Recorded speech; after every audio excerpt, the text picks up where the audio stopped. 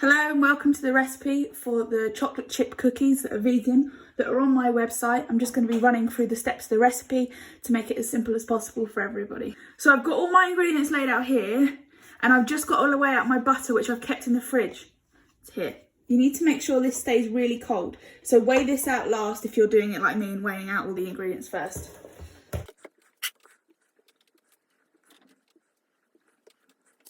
Okay, now that we're ready, I'm just going to run through the ingredients that we've got here that we're going to need for this recipe.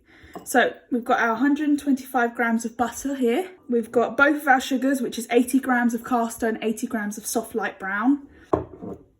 We've got 75 grams of dark chocolate and 145 grams of milk chocolate in here, which is a total of 220 grams of chocolate. So as long as you've got that, you'll have about the right quantity. Now, when it comes to the vegan chocolate, you can buy chocolate chips from the supermarkets, but I buy the bars to cut them up.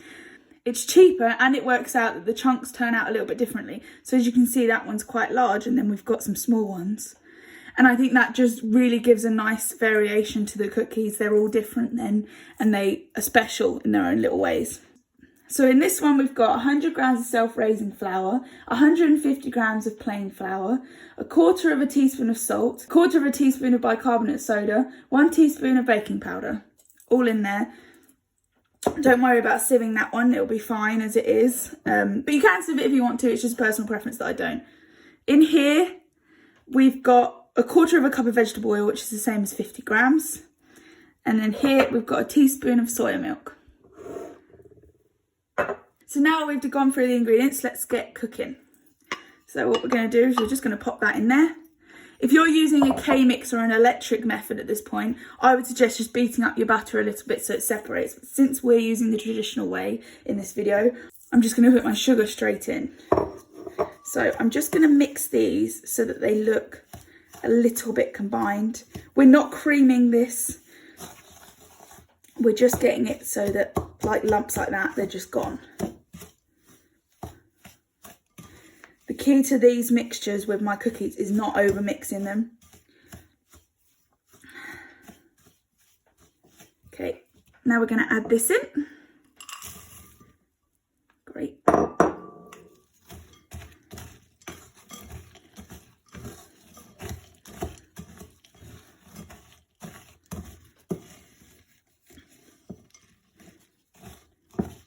You just want to get it so that the chocolate's running throughout. That looks good to me. We're now just going to put all of the dry ingredients in. So just pop those in. Give it a nice little tap, make sure it's all in there. Now this is going to feel very dry because we haven't added any of our liquids yet. The only thing that's really bringing it together is the butter. So don't worry if it just seems like you're mixing flour around because you pretty much are. The liquids come later with the vegetable oil and the milk. And it's essentially what we're replacing the egg with. So when you were cooking cookies, you know, when you add the egg and it just combines it all, that's what our vegetable oil and milk will do for this recipe. So just get it to where it sort of looks a bit breadcrumby. Don't worry if it's not completely mixed in. So I'm going to stop there because I don't want to overmix and I'm just going to put these in.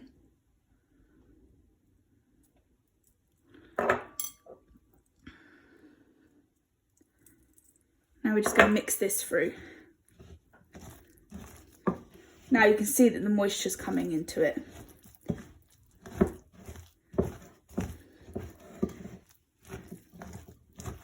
Now, as I said before, we don't want to overmix this. So you can leave it a little bit floury because later, when we form the balls, we will be using our hands, which means we'll be squishing it a bit.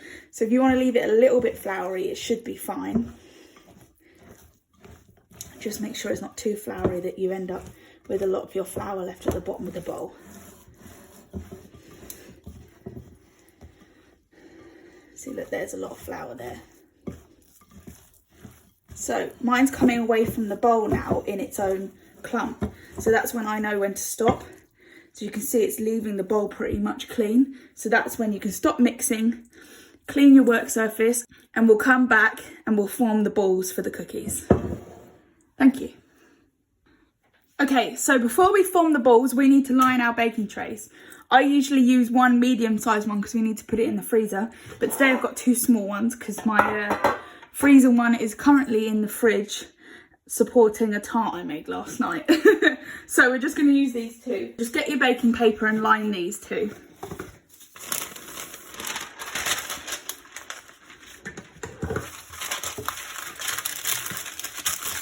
Just like that. Pop that one up there. And we do this one.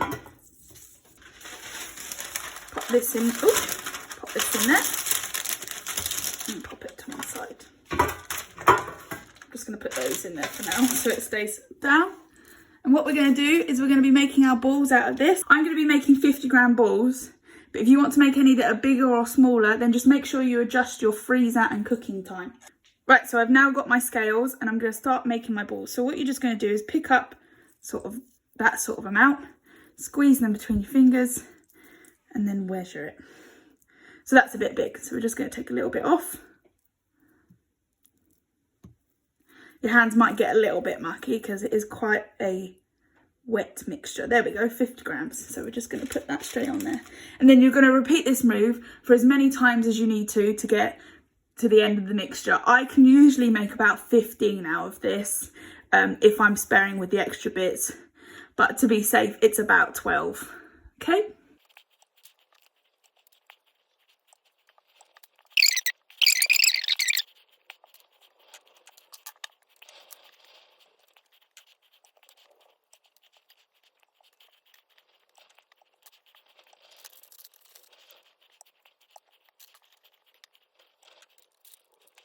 So all of mine are now in balls and I'm going to pop them into my freezer for at least 90 minutes. They can be kept in there for up to 3 months before you cook them. So you can cook them whenever you like, but I'm going to wait 90 minutes because I'm not all that patient and I want cookies today. So I'll check back in with you once these have been in the oven for about 80 minutes so that we can start the prep for preheating the oven. Thank you. Right, so I'm back to preheat my oven. The cookies have been in the freezer now for about 80 minutes, so it takes about 10 minutes to preheat the oven. So that's what I'm just about to do. I'm going to line this and put it in. And the whole point of doing that is that the baking paper gets warm. As the baking paper gets warm, it means when we put the cookies on top of it, the bottom melts and it cooks quicker, which gives like a crispy bottom to it. It's a nice texture. It's just a nice little add-on. You don't have to do it, but I will be doing it. So I'm just going to put some baking paper on this, put it in the oven, and I'll be back in 10 minutes.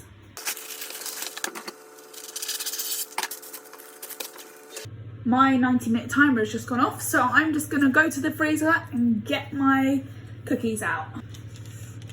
Look at those. They look stunning. So I'm only going to be using 12, so I'm just going to go get a piece of Tupperware to put the extra 3 in. So this is the Tupperware that I leave in the fridge. It's already got 4 of my double chocolate cookies in there, just for when I'm ready to have some more after last week's video.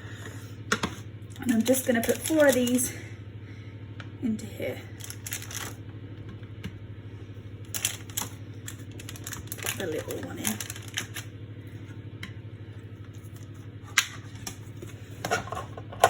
Put the lid on. We're going to pop these onto our heated baking tray. Now the baking paper might curl like it's doing on mine. It's just something that happens when it gets heated. So I'm going to pop these on.